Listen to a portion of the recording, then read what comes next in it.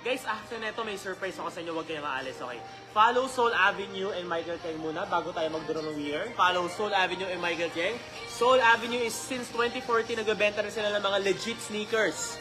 Okay, quality legit sneakers. And si Sir Michael Cheng naman po yung may-ari.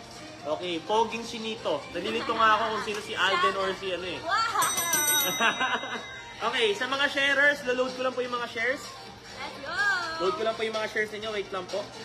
Ito na po. Ilo-load lang po natin. Wait lang po.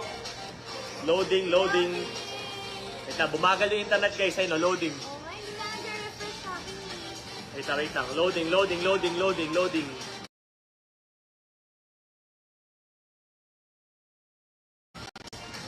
Loading, loading.